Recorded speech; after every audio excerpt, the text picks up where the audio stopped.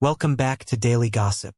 I know, with a name like ours, you might have clicked on this episode expecting the latest breakdown of Hollywood drama, royal family feuds, or tech billionaire antics. And Don and Appos. To get me wrong, we love that stuff. But if you've been tuning in over the last few years, you know that the real gossip, the kind of whispering behind closed doors that actually dictates the cost of your mortgage, the purchasing power of your retirement fund, and the future you are trying to build for your family doesn't in Appos happen on red carpets. It happens in the marbled halls of central banks, in the quiet, heavily guarded vaults of international bullion depositories, and across the encrypted communication channels of global finance ministers. Today, we are taking a deep, uninterrupted dive into a story that the mainstream financial press is only covering in fractured, disconnected little sound bites. We are going to connect the dots.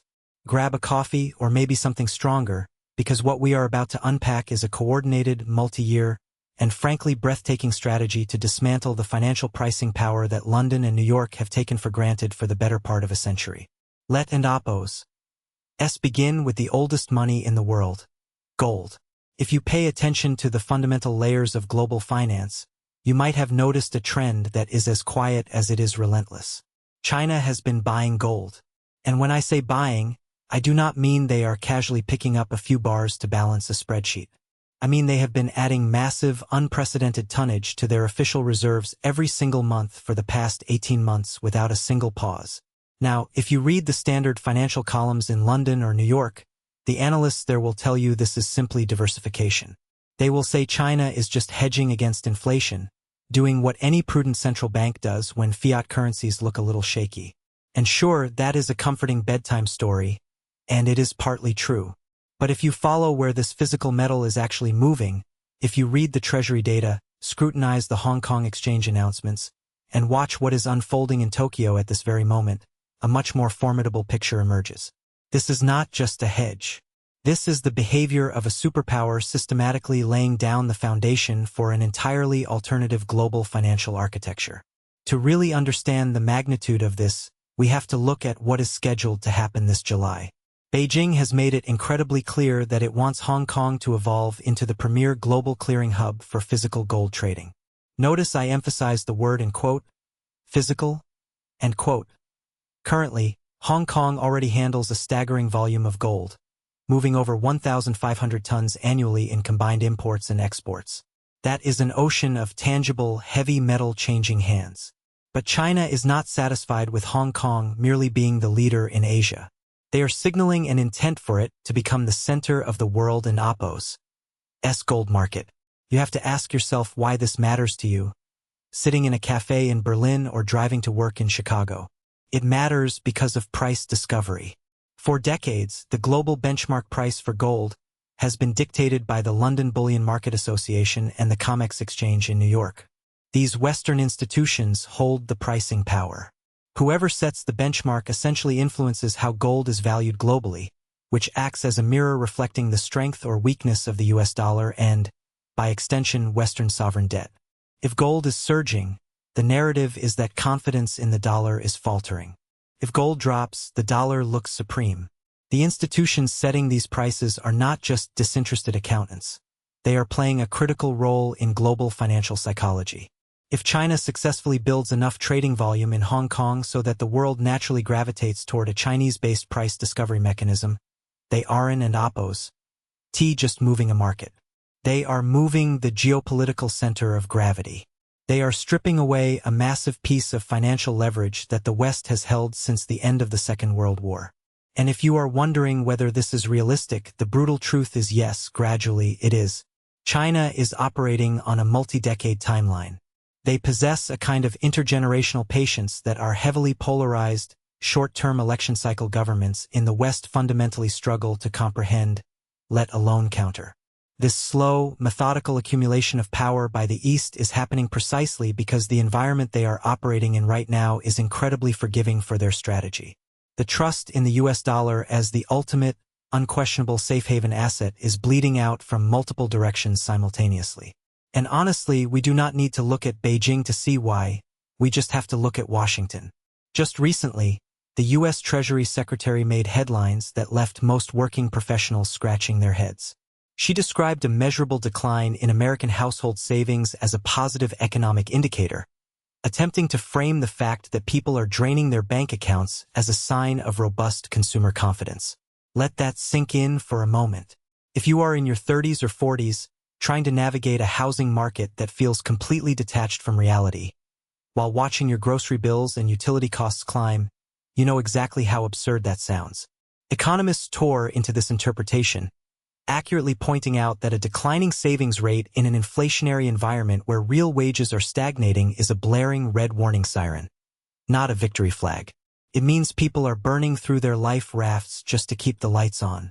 While this bizarre narrative was being spun for domestic consumption, China was quietly doing the math and taking action. In March alone, Beijing liquidated $41 billion worth of US Treasury bonds. To put that staggering figure into perspective, $41 billion is roughly equivalent to the entire annual gross domestic product of a mid-sized country, wiped off the U.S. debt ledger by a single foreign creditor in just 30 days. That is an aggressive, punitive pace of selling. And it did not happen in a vacuum. It is a direct, calculated response to the structural realities of Western economies. Consider the ongoing, astronomical costs of American military footprint, particularly the recent engagements in the Middle East. Defense analysts estimate that the economic burden of these recent operations exceeds $100 billion, with a daily operational burn rate hovering around 1 million, if not closer to $1 billion depending on the scope of naval deployments and munitions used over broader periods. Every single cent of that has to be borrowed. The US Treasury issues bonds to fund it. China's perspective on this is ruthlessly pragmatic. They are looking at a nation that is effectively fighting proxy wars, running an immense structural deficit, and battling sticky domestic inflation. From a purely objective investment standpoint, that is not a borrower you want to be heavily exposed to. And it is not just geopolitical rivals who are making this calculation. The loss of faith is seeping into the most conservative corners of the Western financial system. Recent reports indicate that roughly a third of the 300 private financial firms surveyed in Switzerland have actively reduced their allocations to US dollar assets, specifically targeting treasuries. We are not talking about reckless hedge funds in Mayfair or Wall Street chasing volatile overnight returns. These are Swiss wealth managers. They are the epitome of boring, conservative, long-term capital preservation. They manage generational wealth with strict fiduciary duties. When UBS, which is arguably the most systematically important and risk-averse wealth manager on the planet, publicly advises its clients that the dollar remains overvalued against a basket of major currencies, you need to sit up and listen. The so-called safe haven premium that the dollar has enjoyed for our entire lifetimes, the idea that in a crisis, everyone rushes to cash in US dollars, is eroding. UBS is saying this out loud, carefully but clearly.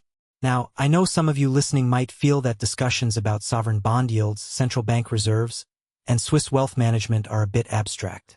You might be wondering how this high-level financial chess game connects to your daily life. Let me assure you, the connection is incredibly direct and it is already hitting your wallet. Just look at the energy markets. The volatility and the underlying inflation have added hundreds of dollars to the average household in Oppo's expenses this year alone in fuel costs. But it doesn't in Oppo's T-stop at the gas. That cost cascades through the entire supply chain. It affects the price of the food being transported to your local supermarket, the cost of manufacturing the goods you buy, and the expense of heating or cooling your home. Projections for household cost increases over the next couple of years run into the thousands. For a young family, that is a car payment. That is childcare. That is the money you were supposed to be putting into your savings account. The same savings account the Treasury claims you are emptying because you are feeling so wonderfully optimistic. This disconnect between policymaker rhetoric and street-level reality is exactly what undermines confidence in the currency itself.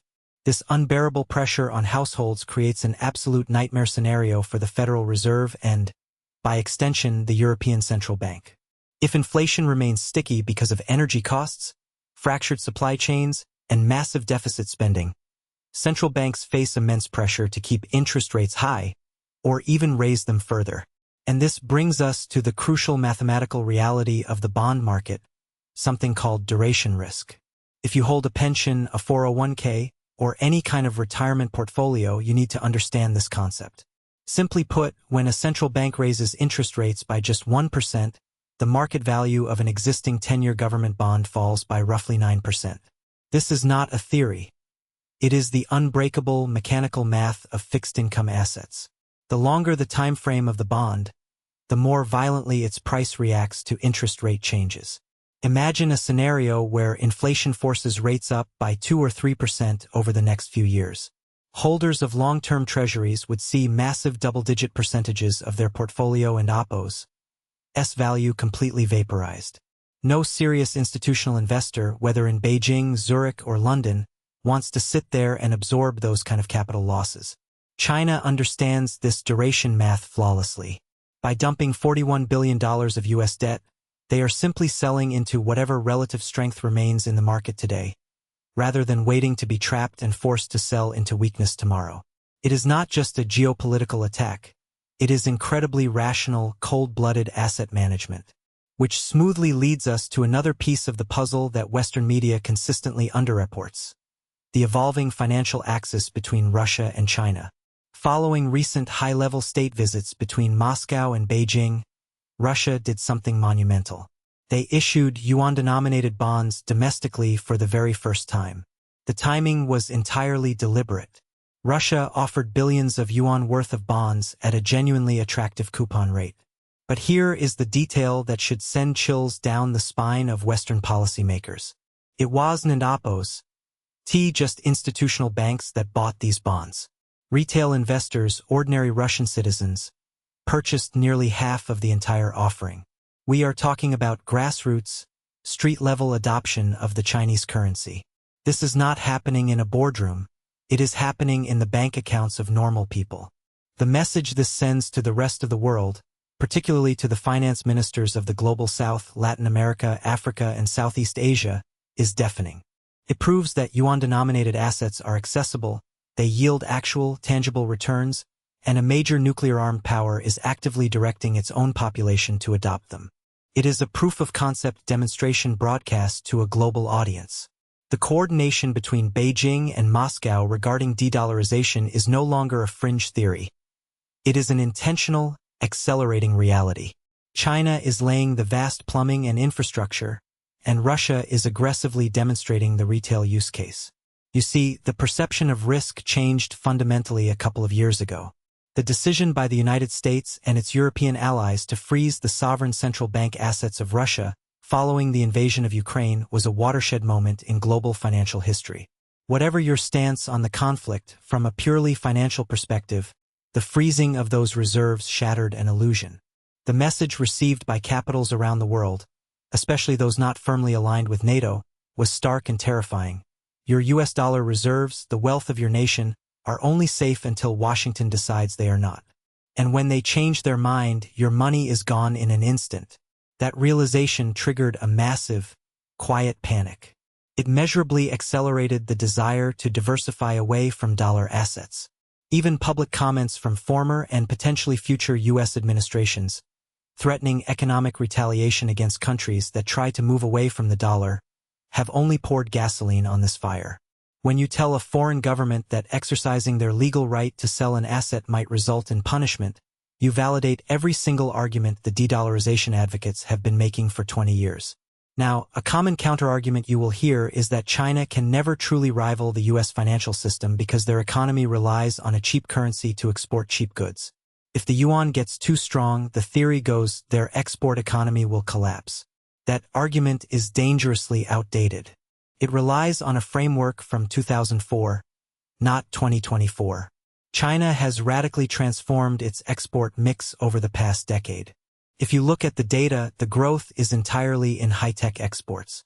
We are talking about advanced electronics, semiconductors, state-of-the-art industrial machinery, and a total dominance in the electric vehicle supply chain. These are high-margin, technologically advanced products. Because Chinese manufacturers now dominate these sectors, they have immense pricing power. They can absorb a stronger currency and still undercut European and American competitors. The era of China relying on the export of cheap plastic toys and basic textiles is intentionally being phased out. They have consciously outsourced that low-value manufacturing to neighboring countries like Vietnam, Bangladesh, and Indonesia. They are not losing those factory jobs by accident. They are upgrading their entire civilization and Oppo's industrial base. A nation that earns its massive trade surplus by exporting high-end electric vehicles and green technology infrastructure is perfectly capable of absorbing, and indeed benefiting from, a stronger currency. Major investment banks like Goldman Sachs have even publicly modeled that the Chinese yuan might be significantly undervalued right now. If global investors start buying Chinese bonds for the yield, and the currency appreciates on top of that, the total return completely obliterates the negative real yields offered by Western debt. But as fascinating as the China-Russia dynamic is, the absolute wildest card in this entire global drama, the ticking time bomb that is keeping Western central bankers awake at night, is Japan. This is the situation that is unfolding right now, and it is arguably the most immediate threat to the stability of U.S. markets. Japan currently holds the title of the largest foreign owner of U.S. Treasury bonds. And right now, the Japanese economy is trapped in an agonizing, almost impossible position with no painless exit strategy. The Japanese yen has been collapsing, reaching levels of weakness against the dollar not seen in decades. In a desperate attempt to stop the bleeding, the Japanese government recently burned through tens of billions of dollars in foreign exchange interventions in a single month. They were furiously selling their dollar reserves to buy yen, just to prop up their own currency and Oppo's value. But interventions like that are like putting a band-aid on a gunshot wound. The effect faded almost immediately, and the yen resumed its downward spiral. In normal economic textbooks, the solution to a collapsing currency is simple. The central bank raises interest rates. Higher rates attract foreign capital, the currency strengthens, problem solved. But Japan cannot do this. They are paralyzed. Japan and Oppo's government debt-to-GDP ratio is staggering, sitting at roughly 250%. It is the highest in the developed world by an astronomical margin. Because their debt pile is so unimaginably large, even a tiny incremental increase in interest rates would cause the cost of servicing that debt to explode. It would bankrupt the government. They cannot hike rates to save the currency because doing so would trigger a domestic sovereign bond crisis that would make the currency problem look like a minor inconvenience. So they are trapped. They have a collapsing currency destroying their citizens and Oppo's purchasing power on one side, and a debt bomb preventing them from acting on the other. The Japanese finance minister has publicly stated that they will take, and quote, bold action, and quote, if the yen continues to fall. In the carefully curated language of global finance, and quote, bold action, and quote, from a nation in crisis means someone is about to get hurt. The most viable pressure valve they have left is to execute a massive, large-scale liquidation of their US dollar-denominated assets. Namely, dumping their mountain of US Treasuries to raise the capital needed to save the yen. This is the arithmetic of desperation. But when the largest foreign holder of US debt starts dumping bonds at scale, it does not happen in a vacuum. It would hit the global financial system like a freight train. If Japan dumps treasuries, bond prices plummet, and yields spike violently. Every other nation holding US debt would watch the biggest player running for the exit, and human nature dictates that nobody wants to be the last one holding the bag. That is exactly how disorderly market crashes begin. Not with a cartoonish villain pressing a red button, but with a major, credible, desperate ally being forced to act out of sheer survival. When you step back and look at the whole board, the picture is breathtaking. You have a convergence of independent, massive pressures all aiming directly at the foundation of the Western financial system simultaneously. China is relentlessly hoarding gold and building the infrastructure to bypass the dollar.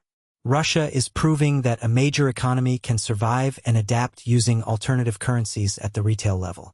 The most conservative Swiss wealth managers are quietly backing away from dollar exposure. Japan is standing on the precipice of a currency crisis that could force them to dump Western debt. And at the exact same time, the domestic economies in the US and Europe are plagued by persistent inflation, exhausted consumers, and governments that seem entirely addicted to deficit spending. I am not sitting here telling you that the US dollar is going to vanish tomorrow. The dollar and Oppo's status is deeply embedded in millions of legal contracts, international trade agreements, and the global oil market.